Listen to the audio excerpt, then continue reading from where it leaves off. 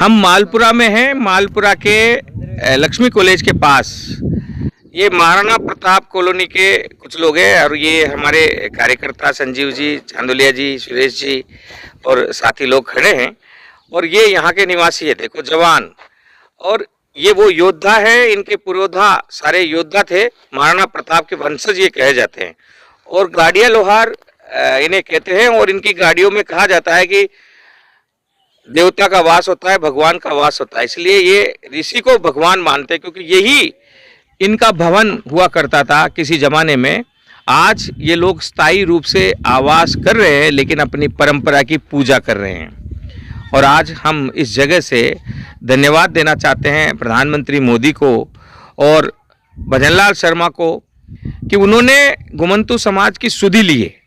और सुधि लेने के बाद आज ये जो आप मैं जूम करके दिखाता हूँ, ये जो नई झुग्गियाँ यहाँ लगी हुई है, इन्हें जब भारत जोड़ो मिशन सोसाइटी का अभियान चला और हमारे साथी पत्रकारों ने, समाज सेवकों ने, राजनीतिक दल के सदस्यों ने सरकार पर दबाव बनाया, तो आनन फानन पर इन्हें यहाँ लाकर डाल दिया। पट्टा अभी तक नहीं बना है और यहाँ पानी की सुविधा नहीं है। आप सोचिए, जलदाय मंत्री का ये इलाका है मालपुरा, और यहाँ लोग पानी को तरसें।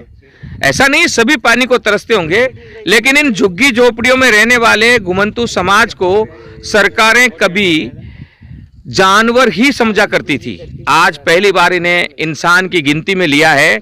और पिछले 2 अक्टूबर गांधी जयंती पर 21,000 पट्टे गांधी टीवी के इशू उठाए जाने के बाद सरकार ने दिया है। और अब वो पट्टों की सुविधा चल रही है लगातार, अब इन्हें पट्टे दिए जा रहे हैं, लेकिन पानी की सुविधा में अभी देरी है। तो अब जो नया अभियान चल रहा है वो हमारे जो प्रदेश संयोजक है भारत जोड़ो मिशन सोसाइटी के राजेंद्र चांदोलिया जी यहाँ हैं। हम उनसे मालूम करना चाहते हैं। चांदोलिया जी, आप यहाँ प्रदेश संयोजक हैं और मालपुरा आए हैं जयपुर से अपनी टीम के साथ, तो आप अब क्या करना चाहते हैं, क्या कहना चाहेंगे, किस तरीके से इनकी पानी की सुविधा का हल निकाल पाएंगे? हम बात करेंगे यहाँ के मंत्री जी से, पानी की व्यवस्था करवाएंगे जल्दी ही, जितना होगा उतना जल्दी काम करवाएंगे, उतना जल्दी काम करवाएंगे। सुरेश जी, आप तो उद्योगपति रहे हैं, आपने यहाँ खानों में काम किया, अभी भी वापस आप खानों में काम कर रहे हैं। ये गरीब जाति के घर पे आप आए हैं, आप अपनी तरफ से सरकार से क्या कहना चाहेंगे और अपने समाज के और अपने साथियों से, उद्योगपतियों से क्या कहना चाहेंगे? इनको जो भी चीज कमी की व्यवस्था है इनकी पूरी की जाए, मतलब की जाए। और आप संरक्षक के रूप में हमेशा हमारे इस अभियान में रहेंगे। बहुत बहुत धन्यवाद। और अच्छे लोग जुड़ते जा रहे हैं। देश ऐसे ही नहीं आजाद हुआ था। भगत सिंह ने फांसी को चूमा था और उन्होंने अपने जान की परवाह किए बगैर देश के लिए अपना सर्वस्व दिया। आज देश आपसे अपनी जान नहीं मांग रहा है, आपका समय मांग रहा है इस गरीब जनता के लिए और देश के अंतिम छोर पर खड़े उस कौम के लिए जिसने क्षत्रिय के रूप में इस देश को साथ दिया और जंग लड़ी। घुमंतू समाज, हम बार बार कहते रहे, कौन है घुमंतू समाज?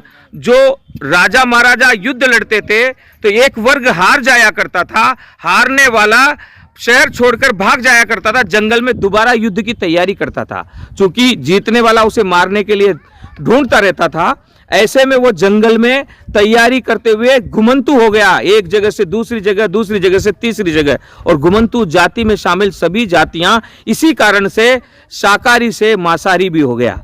लेकिन आज देश आजाद होने के बाद प्रधानमंत्री नरेंद्र मोदी के नेतृत्व में, भजनलाल शर्मा के नेतृत्व में, और विशेष धन्यवाद देते हैं हम पंचायत राज मंत्री मदन दिलावर जी का, जिन्होंने इस बीड़ा को उठाया। आज सम्मान के साथ उस वैभव को लौटाने की श्रृंखला चल निकली है, परंपरा चल निकली है। और गांधी टीवी के साथ इन बहनों का साथ है। आपका क्या नाम है? आपका सजनी है। सजनी, आपकी ये वेशभूषा है राजपूतों जैसी, है क्यों है? तो पहनते, हम तो शुरू से पहनते हैं ऐसे ही। अरे इसलिए है क्या कि आप राजपूत ही रहे हैं?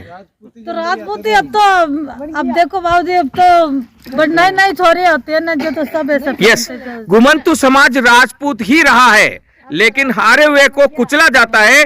तो हारे हुए राजपूत समाज को दलित करार देने के लिए घुमंतू समाज को दलितों की श्रेणी में ला दिया है। और दलितों की जब हम पूरी श्रृंखला पढ़ते हैं तो दलित समाज किसी जमाने में क्षत्रिय समाज रहा है, लेकिन हार जीत की श्रृंखला ने दलित समाज को दलित कर दिया और एक छुआछूत की रेखा खींच दी, ताकि हारे हुए पर हमेशा जीता हुआ शासन करता रहे। जुड़े रहिए इस अभियान के साथ। आप और हम मिलकर हिंदुस्तान से जातिवाद को मिटाएंगे और वह तभी मिटेगा जब हर इंसान के, हर समाज के असली वैभव को सामने रखेंगे।